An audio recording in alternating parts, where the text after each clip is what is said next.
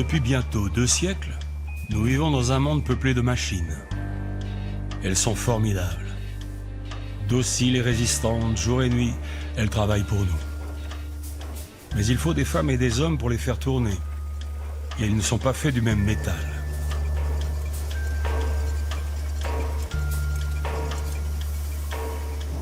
Toute l'histoire ouvrière est traversée par cette cohabitation malaisée entre les mécaniques et les vivants. La lutte entre ceux qui veulent faire des ouvriers des rouages parfaitement intégrés à l'outil de production et ces rouages humains qui essayent tant bien que mal de sauver un peu de leur intégrité physique et mentale.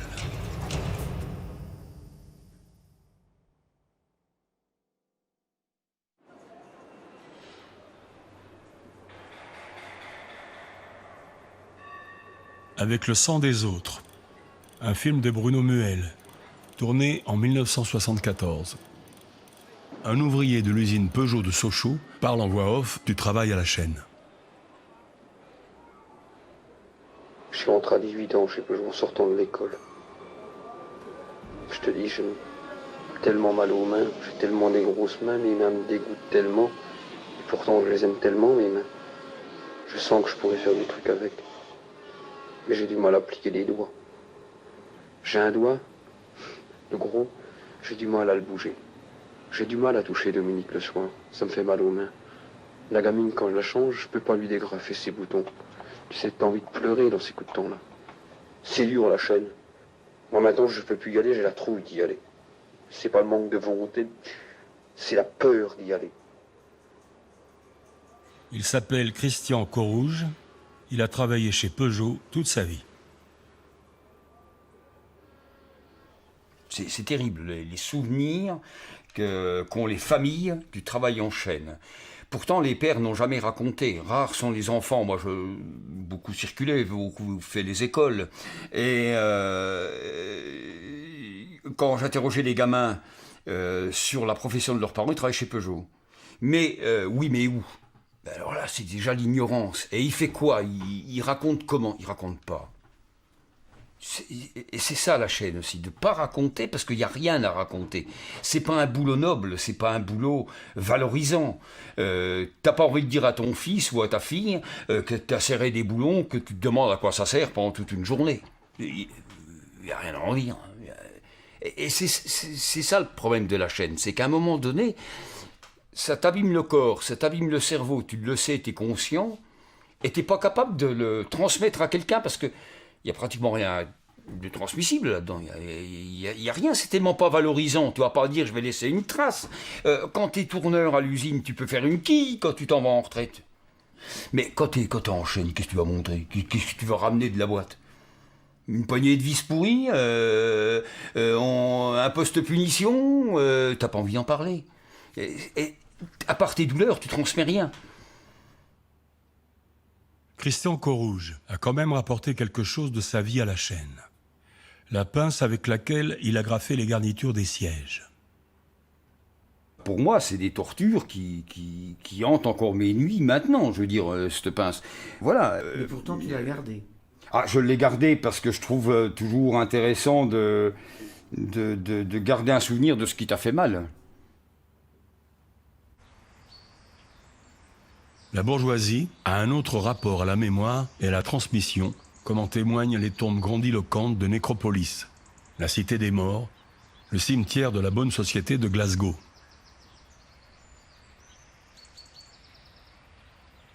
À l'entrée du cimetière, parmi les statues des grands hommes de la ville, figure celle de James White, baron d'Overtown, propriétaire de la plus grande usine chimique du pays.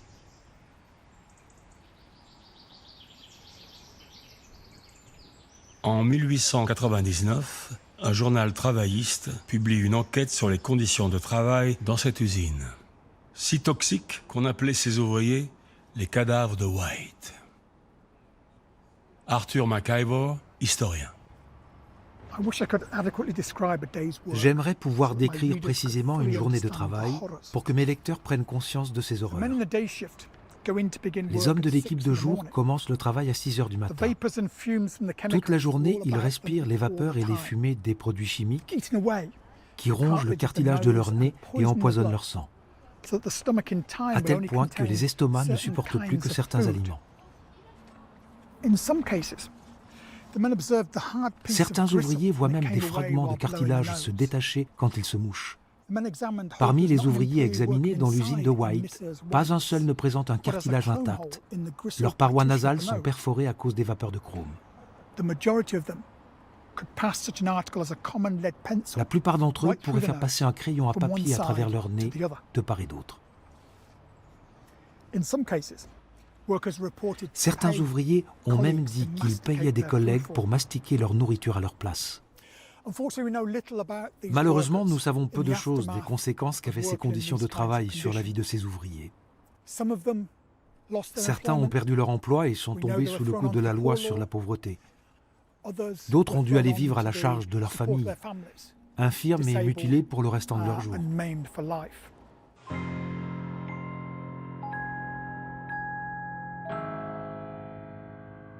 À la fin du XIXe siècle, on commence à prendre conscience de l'ampleur et du coût des accidents et des maladies du travail, considérés jusque-là comme une fatalité, dont seule la Vierge ou un saint pouvaient protéger l'ouvrier malchanceux. La prévention par la foi, comme dans ces étonnants ex-voto italiens.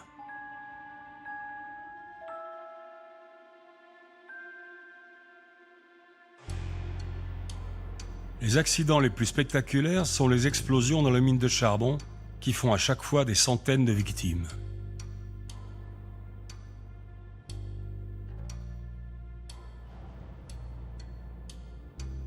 Mais les accidents industriels, dont on fait pour la première fois un décompte statistique, font aussi des dizaines de milliers de victimes chaque année. L'Allemagne et la France votent alors les premières lois de protection sociale.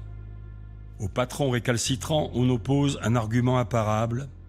Il faut protéger le corps des ouvriers, car ils sont du capital, au même titre que les machines.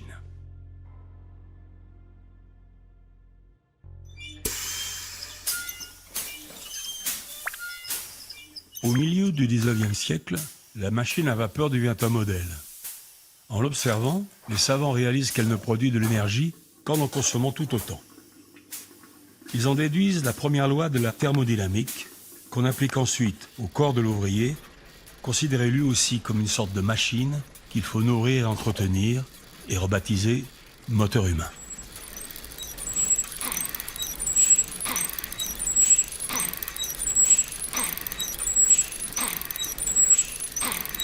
La découverte a des conséquences inattendues. L'américain Atwater met au point des appareils pour mesurer la dépense des corps en calories, la base de tous les régimes amaigrissants modernes. Calories dépensées pour respirer, pour pédaler, pour laver le linge, pour repasser. Ces mesures permettent de calculer les calories strictement nécessaires pour faire marcher la machine humaine au moindre coût et proposer menus et recettes aux ménages ouvriers tchèques, allemands ou anglais, dans des livres de cuisine rédigés tout exprès pour eux.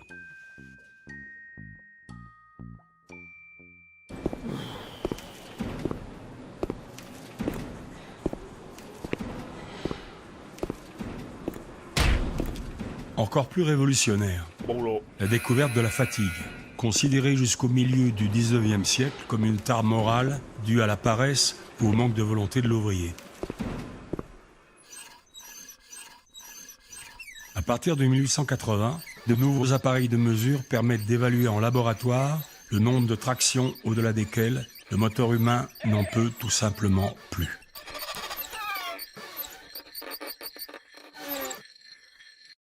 Une autre approche novatrice, celle de Frémont, un assistant de Marais, qui applique l'analyse photographique du mouvement au geste du travail de façon à calculer la trajectoire optimale du marteau et des mains.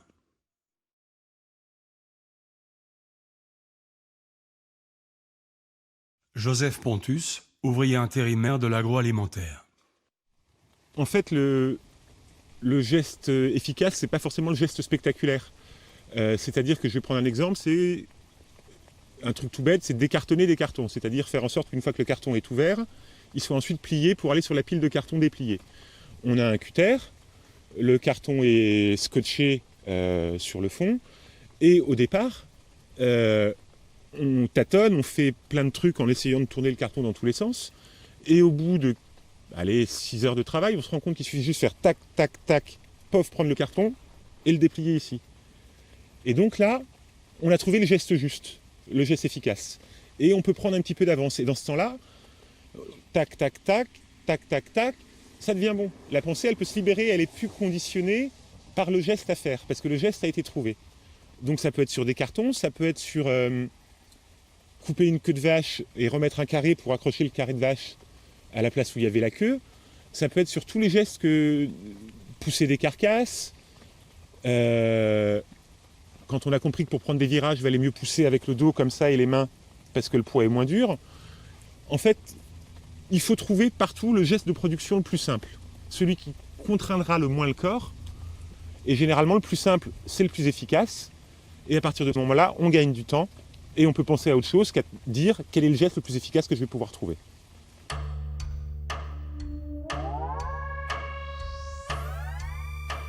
Pour étudier les gestes des travailleurs, l'Américain Gilbreth, qui utilise aussi bien la photographie que le cinéma, a l'idée d'attacher aux mains des ampoules électriques.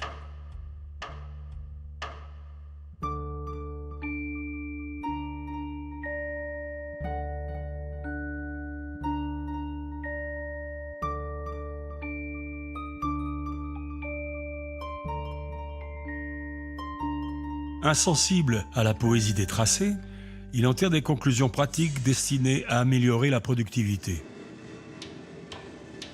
Plutôt que ça, il vaut mieux faire ça.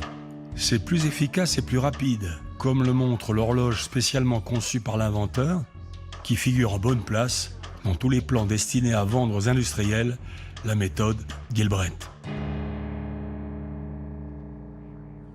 Gilbreth, comme Frémont, cherche à optimiser les gestes du travailleur. Encore faut-il plier les corps à cette nouvelle discipline.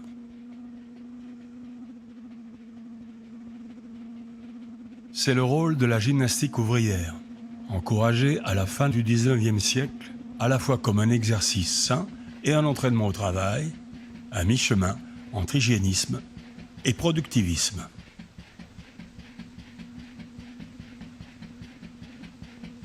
La voici pratiquée par les mineurs du Donbass à la fin des années 20 et filmée par le cinéaste Dziga Vertov.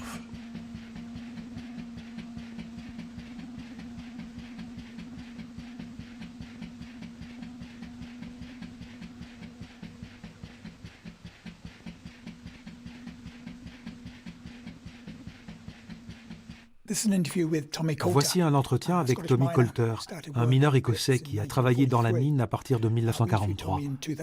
L'entretien date de 2005. Ici, il parle d'abord des maladies liées à la mine, puis de la façon dont le travail favorisait ces problèmes.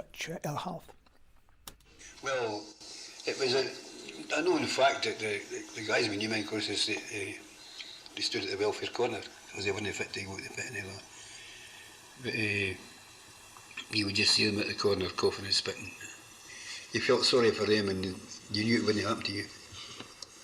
Just like soldiers getting killed, somebody else.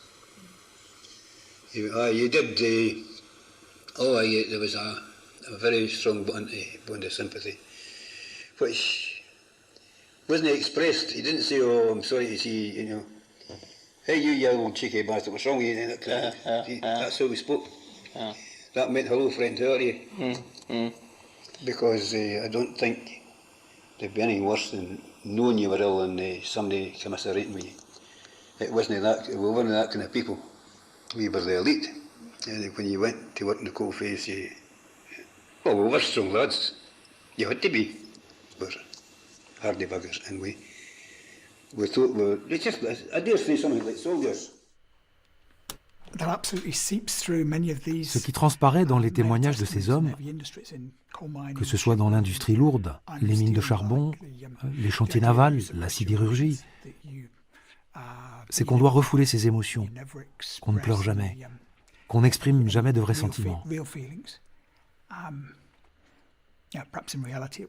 Peut-être était-ce différent dans la réalité, mais ce qu'on entend dans ces récits, ce sont des émotions refoulées.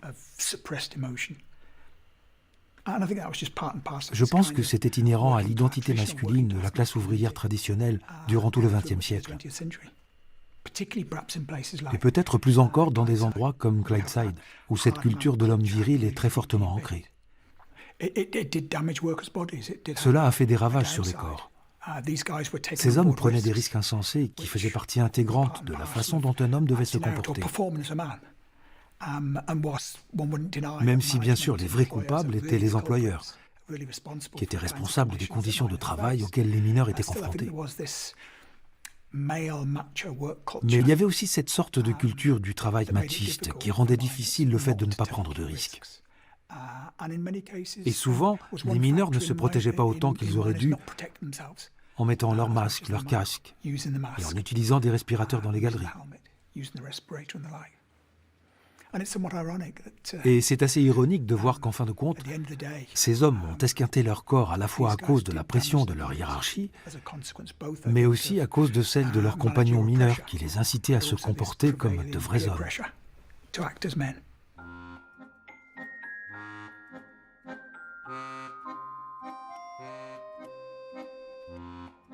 Les femmes semblent absentes de ce monde du travail. Elles sont pourtant là depuis le début, dans les filatures et dans les mines. Sous-payées, les premières à être envoyées en temps de crise et reléguées à des tâches subalternes aussi bien par les entreprises que par leurs compagnons.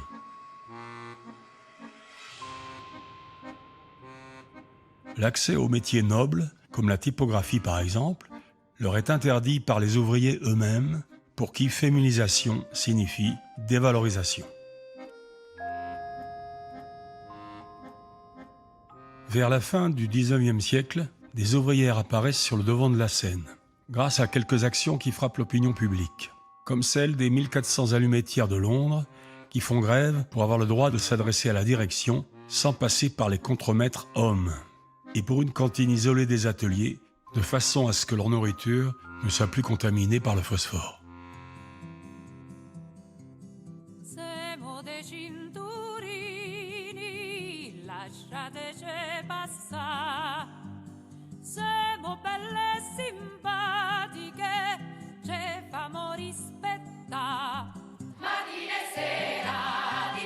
De même, en Italie, à Terni, la première grande grève en 1880 ne fut pas menée par les ouvriers de la scierie, mais par les 1300 ouvrières de la filature Santorini, connues pour cette chanson et pour leur combativité. Au début du XXe siècle, elle multiplie les grèves sauvages et les actions violentes, au grand désespoir des dirigeants du syndicat socialiste. Alessandro Portelli, historien. On leur reprochait toujours d'être indisciplinés et de ne pas connaître la doctrine. Et les femmes répondaient « Pourquoi vous ne nous l'enseignez pas, la doctrine? Pourquoi vous la gardez pour vous ?» Et puis, il y avait aussi l'idée que les femmes qui participaient à ce genre de choses, comment dire, il y a dans la chanson une chose extraordinaire. Si nous faisons l'amour, c'est pour nous amuser. C'est-à-dire que ces femmes avaient une liberté sexuelle qui faisait vraiment très peur. Disons qu'elle faisait peur aux dirigeants syndicaux qui étaient en quête de respectabilité.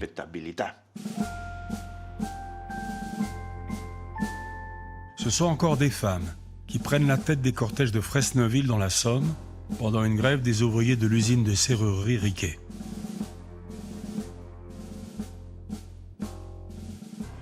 N'ayant pas de drapeau rouge, elles brandissent un drapeau tricolore, roulé de telle façon que seul le rouge apparaît.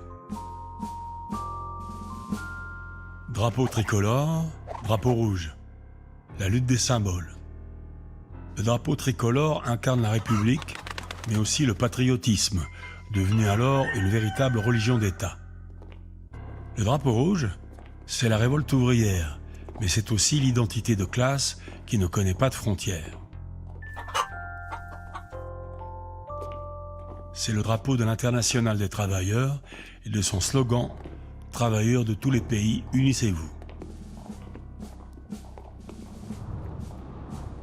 À côté de ces deux grands, le drapeau noir des anarchistes, minoritaires, mais très actifs.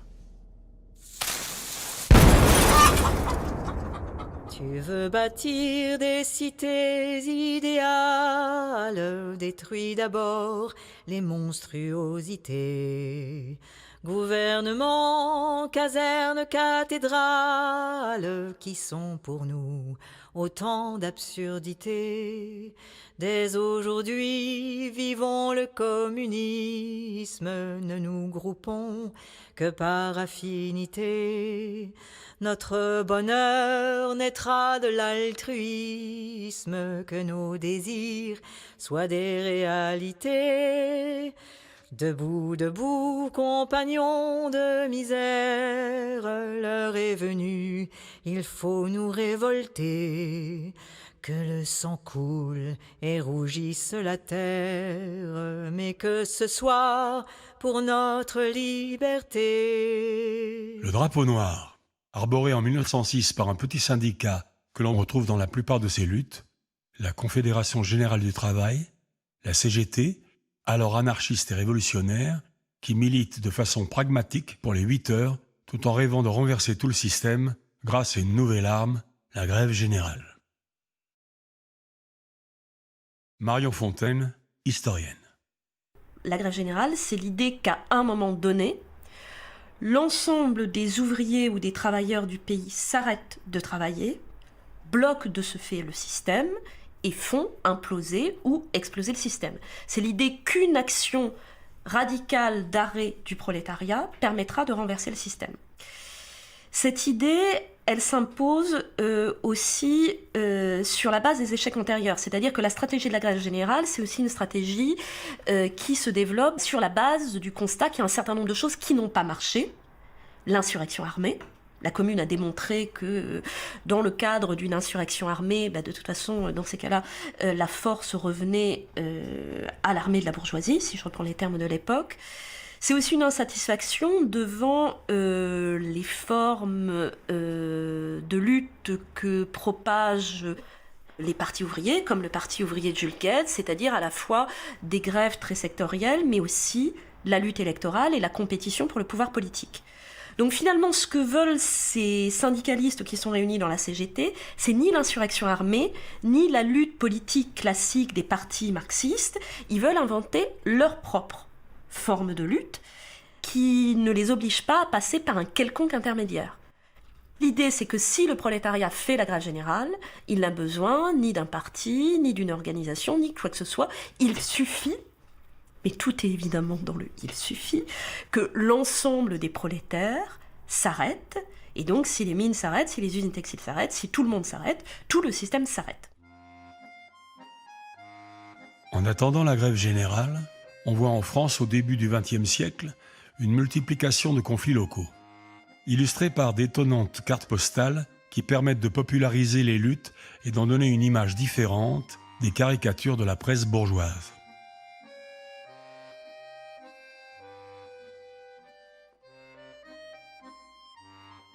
Ces images posées, d'apparence tranquille, rendent mal compte pourtant de la violence des affrontements.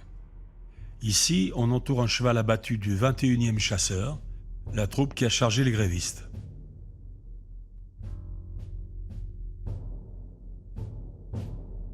Confrontés aux grèves, les patrons du début du XXe siècle ne négocient pas.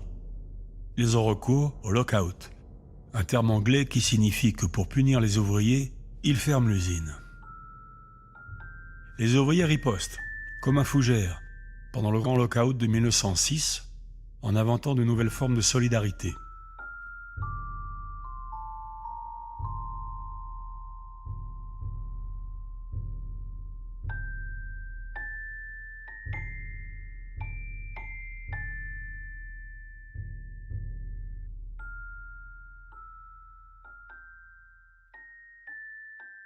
Dans un des frigos où on bosse, il y a une toute petite plante qui a poussé.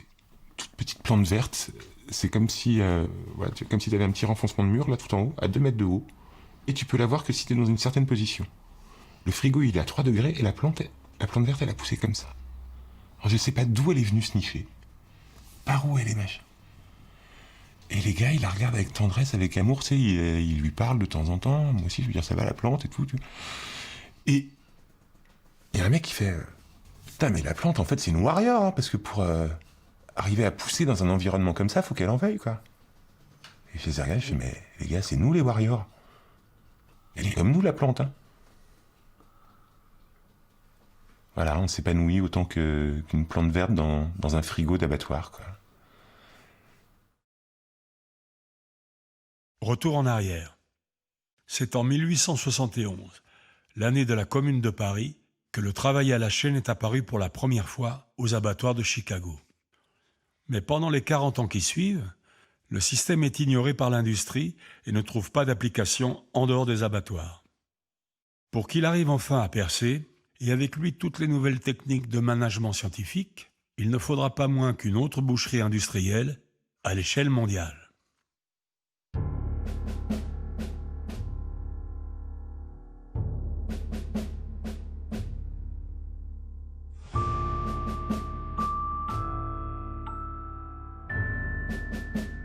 La guerre éclate le 28 juillet 1914. La veille encore, les militants ouvriers pensaient pouvoir l'empêcher par la grève générale, au nom de la fraternité des prolétaires, proclamée aussi bien en France qu'en Allemagne. Mais avec une parfaite symétrie, les socialistes allemands et français se rallient à leurs gouvernements de guerre respectifs au nom de la défense de la patrie, de sa civilisation et de la lutte contre la barbarie de l'autre.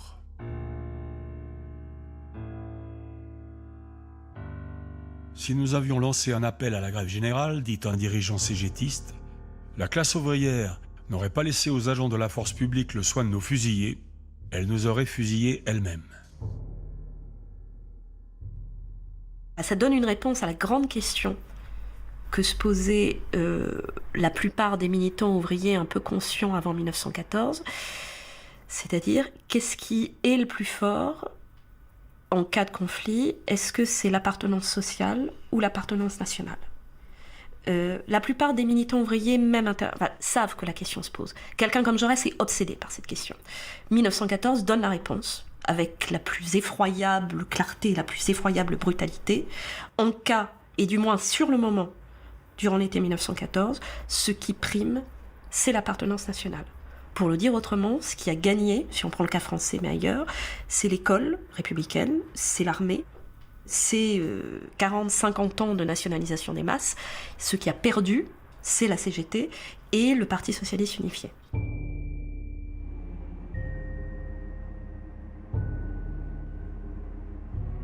Le couronnement de 150 ans de révolution industrielle et technologique. C'est la première guerre des canons et des machines. L'industrialisation du champ de bataille va de pair avec la militarisation de l'appareil de production.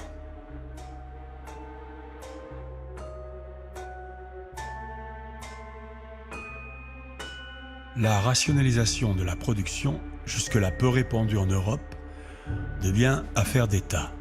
La victoire sera à qui produira plus vite, plus de munitions, plus d'obus. La participation à l'effort de guerre donne une nouvelle légitimité aux femmes, embauchées en masse dans les usines d'armement pour faire face à la demande, ainsi qu'aux socialistes et aux syndicats qui, des deux côtés des barbelés, se font patriotes et acceptent de jouer le jeu de l'union sacrée. Mais le conflit qui se prolonge crée une brutale dégradation des conditions de travail et des conditions de vie. Dès 1915, les grèves reprennent dans tous les pays belligérants. Non seulement dans les usines, mais aussi dans les quartiers, comme la grande grève des loyers à Glasgow. Pendant que mon père est prisonnier en Allemagne, le propriétaire attaque notre maison.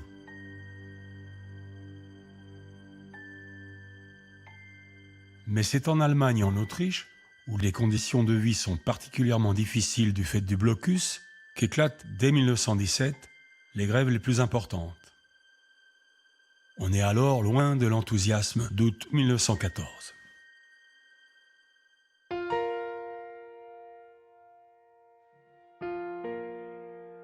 C'est pour notre indépendance que l'on marche sans défaillance, comme si c'était le grand soir, Que l'on soit syndicaliste, anarcho-socialiste, tout chacun fait son devoir. Qu'on sache que dans la fournaise, nous chantons la Marseillaise, car dans ces terribles jours, on laisse l'internationale pour la victoire finale. On la chantera au retour. L'auteur de la chanson, le socialiste français Montéus, avait raison. On chantera bien l'internationale, mais pas en France, en Russie, où la révolution éclate en 1917 et où un parti qui se réclame du marxisme et du communisme prend le pouvoir en novembre de la même année. Et pour la première fois dans l'histoire, il parvient à le garder.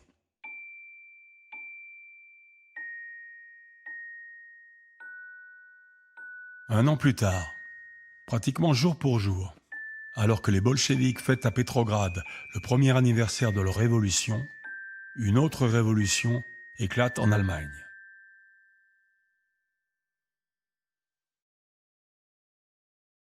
Novembre 1918, le pays vient de capituler, l'Empire est renversé, le Parti social-démocrate accède enfin au pouvoir. Stéphane Berger, historien.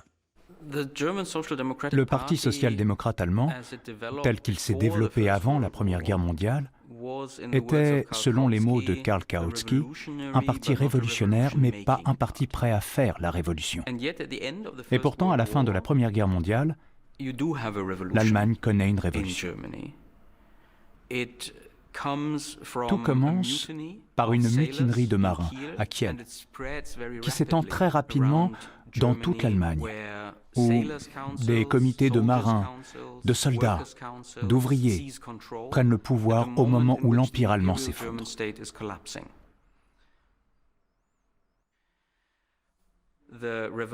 C'est une révolution qui part d'en bas et non pas d'en haut.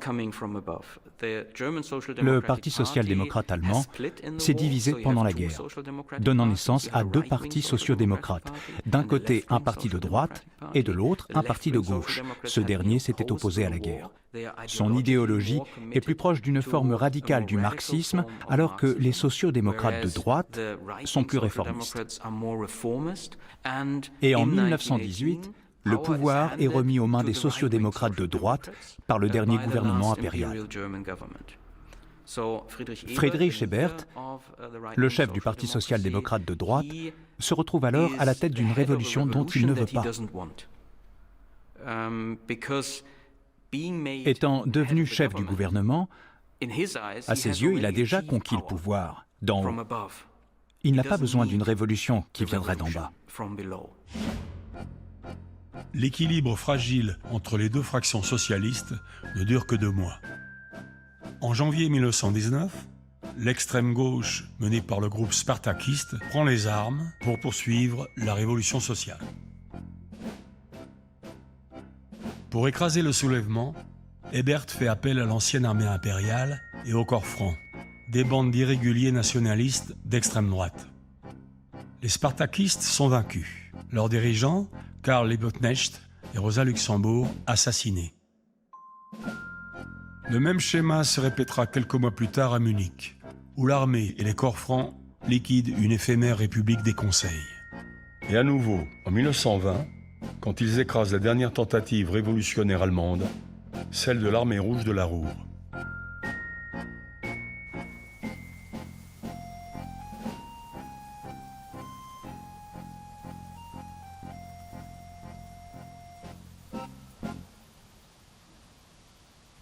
Dans le cimetière de Dortmund, une discrète pierre tombale commémore les 2000 morts de l'armée rouge de la Ruhr. Elle date de 1926. En 1933, quand les nazis sont arrivés au pouvoir, elle a été sauvée de la destruction par des fossoyeurs communistes qui ont eu la bonne idée de l'enterrer en attendant des jours meilleurs. Nous achèverons ce que vous avez commencé, dit l'inscription encadrée de la faucille et du marteau, les symboles de la révolution bolchevique de 1917. Qui est alors le grand point de repère de tous les mouvements révolutionnaires d'Europe. Ce conseil ouvrier anglais, par exemple, s'intitule Soviet, mais sans aller plus loin. La référence à la révolution russe est surtout symbolique. Il en va de même à Glasgow, lors de la période d'intense agitation sociale qu'on appelle le Red Clydeside, le Clydeside rouge, et qui atteint son point culminant en janvier 1919. En janvier 1919, à peine quelques mois après la fin de la guerre, il y a eu un rassemblement à George Square, dans le centre de Glasgow. Environ 70 000 personnes se sont regroupées sur la place. On a hissé le drapeau rouge. On manifestait surtout pour la semaine de 47 heures, pour ne plus avoir à commencer le travail à 6 heures du matin. La manifestation a dégénéré et les autorités sont sorties de l'hôtel de ville pour lire le Riot Act. Cette loi anti-émeute a souvent servi au XVIIIe et XIXe siècle pour contenir toutes sortes d'insurrections populaires, à Glasgow et ailleurs. Là, ce fut la dernière fois qu'on a lu le Riot Act au Royaume-Uni. Il n'a jamais été utilisé depuis. Les émeutes ont continué sur la place et dans les rues adjacentes. Des policiers sont agressés, des grévistes matraqués. Puis le gouvernement britannique a repris le contrôle de la situation en faisant venir des chars et des soldats dans les rues de Glasgow. Vu le contexte, on peut comprendre la décision du gouvernement. Ça se passe peu de temps après la révolution bolchevique et les révolutions en Europe. Les autorités britanniques ont peur. Elles redoutent l'éventualité d'un autre soulèvement bolchevique à Glasgow. Pour la plupart des historiens, c'est exagérer le niveau de conscience de classe à Glasgow. De l'avis général, on parlerait plutôt d'un Clydeside rose. Les gens de Glasgow votaient majoritairement à gauche, mais c'était surtout lié à la misère, à la terrible surpopulation de la ville et aux conditions de travail déplorables. Le soutien à une gauche révolutionnaire était relativement faible, relativement insignifiant.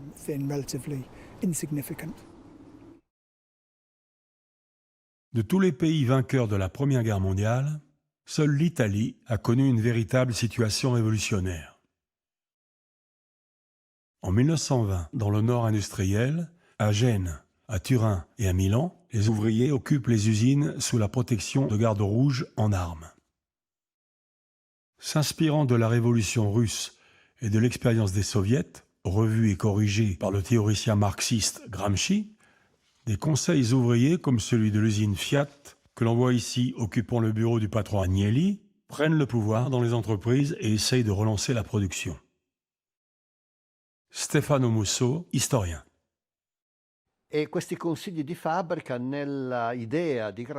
Selon Gramsci, ces conseils ouvriers auraient dû apprendre à diriger la production en l'absence du capitaliste parasite, en s'alliant éventuellement avec les techniciens.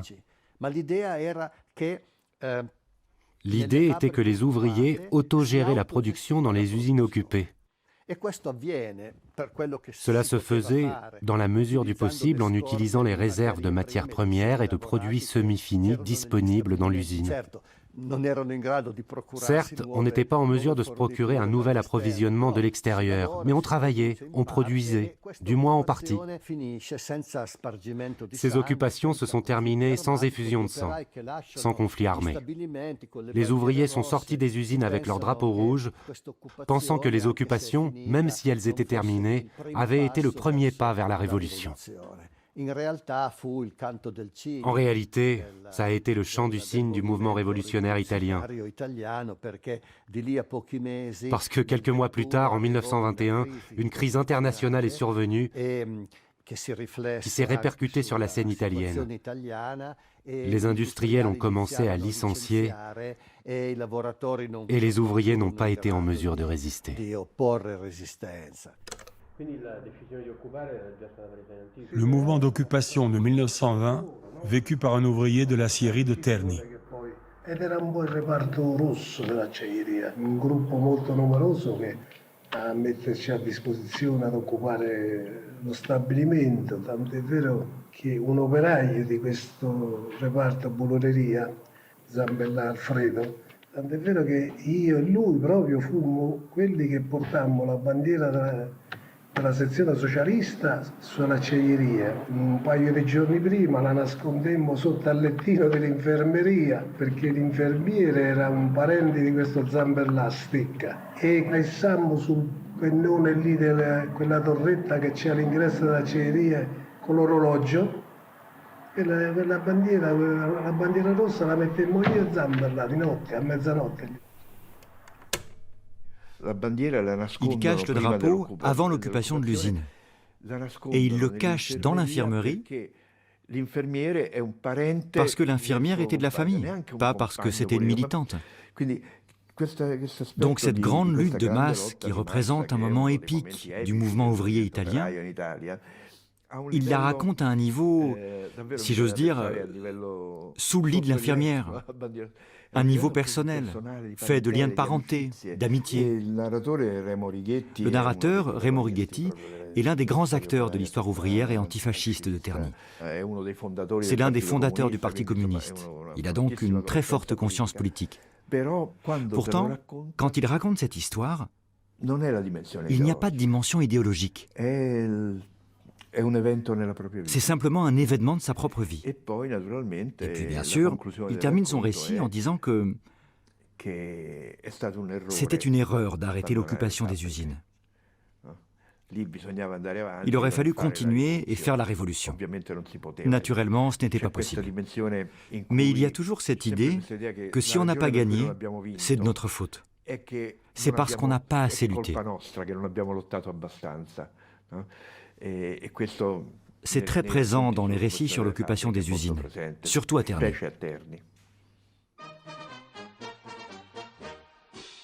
Pour contrer la révolution, le patronat italien fait appel aux fascistes de Benito Mussolini, des milices armées d'extrême droite formées autour d'un noyau dur d'anciens combattants. Les fascistes ont un programme simple, abolir la lutte des classes en imposant par la force la collaboration du capital et du travail. Ils arrivent au pouvoir en 1922 et détruisent aussitôt le mouvement ouvrier italien, ses organisations et sa mémoire. Mais les fascistes italiens ne sont pas seulement une milice patronale à l'ancienne. Issu de la Grande Guerre, le fascisme en a rapporté une idée neuve. Il ne faut surtout pas que ça s'arrête. La mobilisation totale décrétée pendant la guerre doit être poursuivie en temps de paix. C'est l'état d'exception permanent. Le peuple tout entier doit être mobilisé pour la nation, le parti, le chef. L'État traditionnel avait le monopole de la violence. L'État fasciste y rajoute pêle-mêle la politique, l'économie, la justice, la presse, la culture, la vie associative, les sports. Il contrôle tout. C'est l'État total. Les fascistes disent aussi totalitaire. En échange, le régime offre aux ouvriers de nouveaux stades, comme celui construit à Terni en 1928, car, comme l'écrit un théoricien fasciste, l'État total, c'est le peuple devenu athlète. Quant au salaire, ils pourront augmenter aussitôt que l'Italie aura retrouvé son ancienne grandeur impériale. C'est ça la promesse que le fascisme fait au monde du travail. Nous devons penser à renforcer la nation qui est la grande prolétaire contre les démoplutocraties que sont la France, l'Angleterre, les États-Unis. Ces pays sont appelés démoplutocraties, des fausses démocraties dans lesquelles en réalité c'est la richesse qui domine, ce sont les riches qui dominent. La grande prolétaire, l'Italie, se met en marche pour conquérir un empire, une place au soleil. Quand elle l'aura fait, tous les travailleurs italiens bénéficieront d'un vrai bien-être. Tant que les travailleurs auront des revendications salariales, quelles améliorations pourra-t-il y avoir? Les conditions de vie ne pourront pas réellement s'améliorer. Par conséquent, pas de grève, pas de conflit. Il faut travailler et contribuer tête baissée à rendre la nation puissante. Sauf Sauf que de cette façon, on finit évidemment par servir les intérêts des patrons plutôt que ceux des travailleurs. Parce qu'on privilégie la continuité du travail et l'efficience de la machine productive.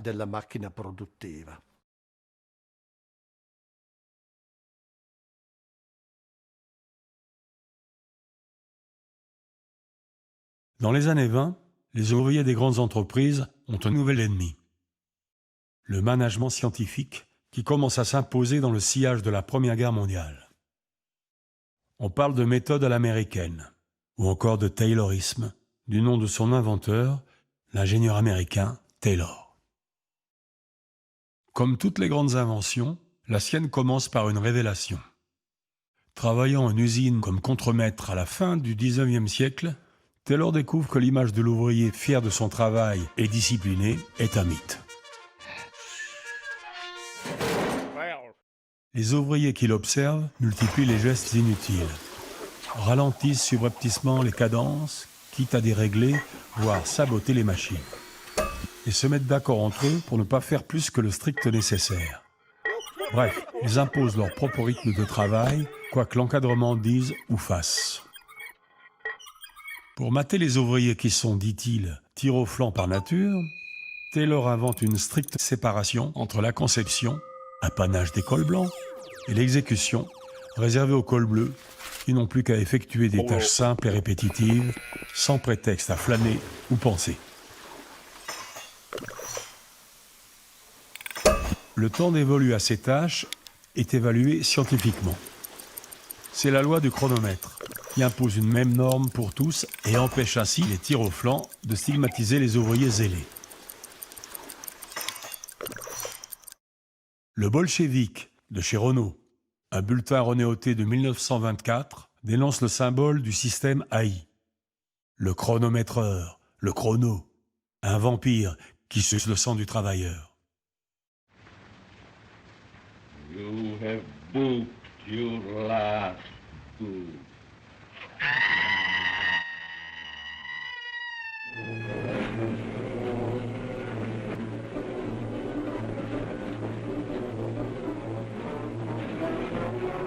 Le taylorisme vu par un cinéaste soviétique des années 30.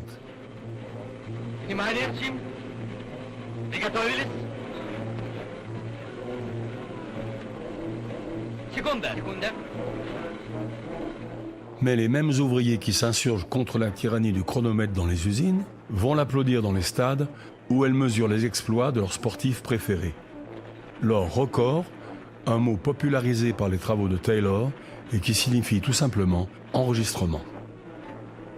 On enregistre la performance de l'ouvrier pour mieux la dépasser.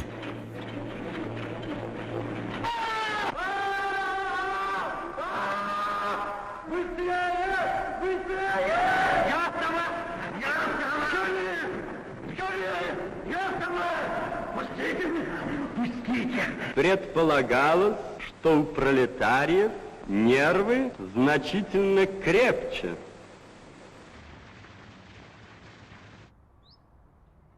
L'expérience de la chaîne dans les années 80 à l'usine Peugeot de Sochaux.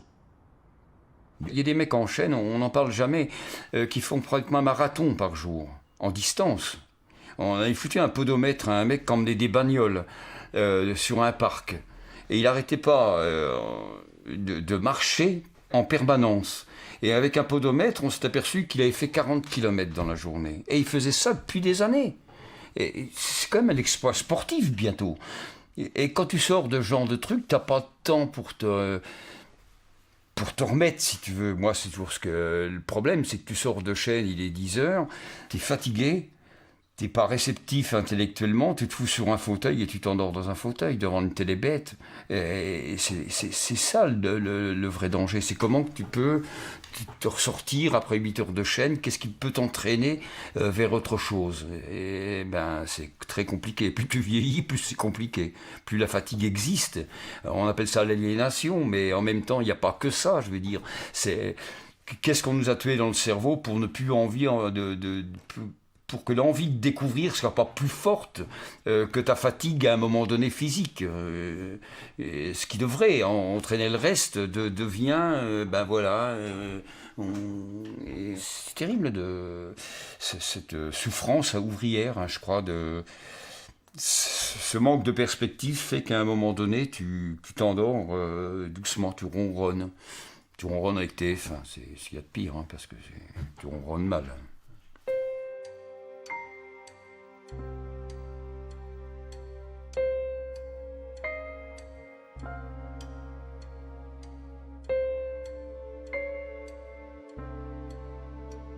Trouver la force pour autre chose. En 1926, Theo Godig, ouvrier qualifié de l'usine Krupp, fait partie de l'équipe de nuit. Il en profite pour réaliser cet autoportrait avec retardateur, en infraction totale au règlement de l'usine.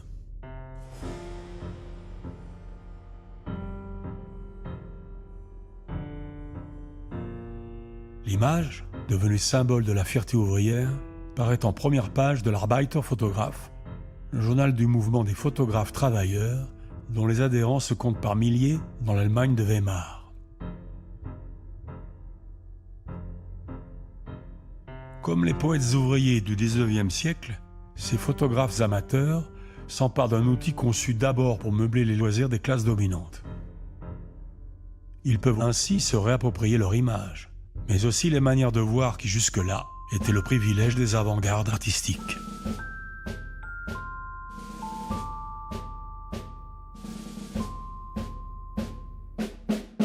Mais c'est aussi une arme de classe qui leur permet de dénoncer le chômage, la misère, ou encore de célébrer, à leur façon, l'alliance révolutionnaire des ouvriers et des paysans.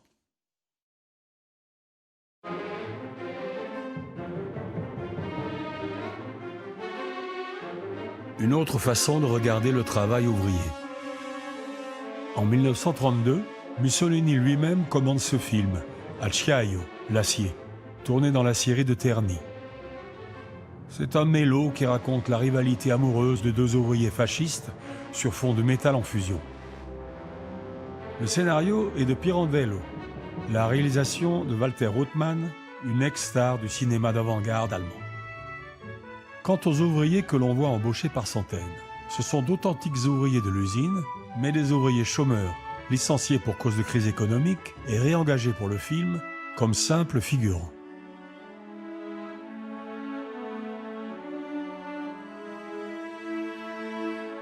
Le chômage de masse est le nouveau fléau des ouvriers européens.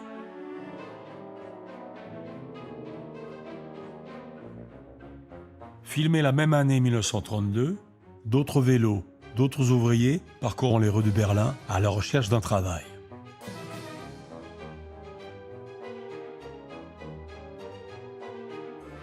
Kohlewampe, Ventre froid, un film de Bertolt Brecht et de Zlatan Dudau. Il y a alors près de 6 millions de chômeurs dans toute l'Allemagne. Ils constituent 80% des membres du Parti communiste allemand. Mais c'est aussi parmi eux que recrute le Parti national-socialiste des travailleurs allemands, le parti nazi, tandis que les ouvriers qualifiés qui ont encore du travail soutiennent massivement le Parti social-démocrate, qui se veut avant tout légaliste.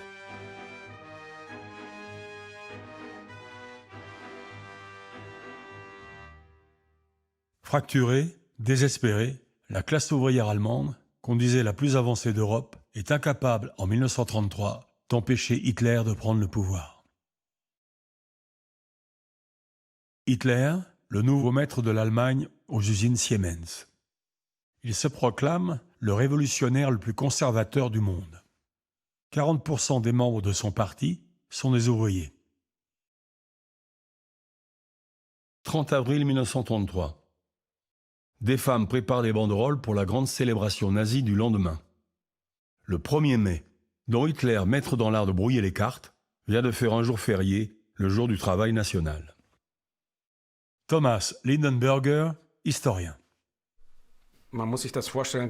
Il faut avoir à l'esprit que plusieurs générations d'ouvriers s'étaient battus pour ça.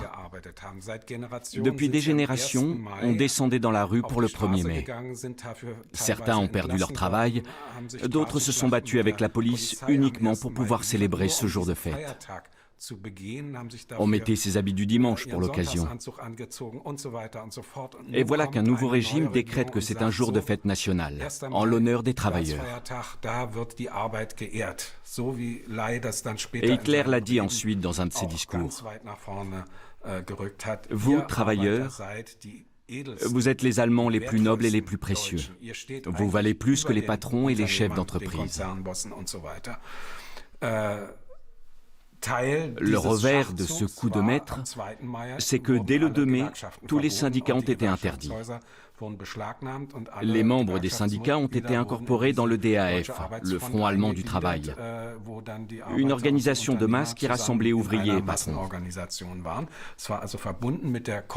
Cela signifiait la perte totale du pouvoir et de l'autonomie des organisations ouvrières et la confiscation de tous leurs biens. Bien sûr, le Front du travail offrait quelques compensations sociales et politiques à certains ouvriers.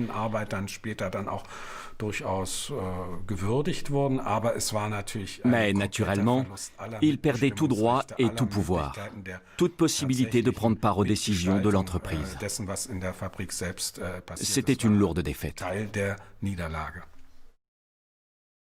Les premiers camps de concentration ouvrent dès 1933. On y enferme par milliers communistes, sociodémocrates, opposants politiques. En même temps, le pouvoir nazi courtise les travailleurs dont il ne cesse d'avoir peur. Il lance le programme « Beauté du travail », censé moderniser les locaux des entreprises pour créer ce que sa propagande appelle le bonheur à l'établi. On améliore les sanitaires, les cantines, les lieux de détente.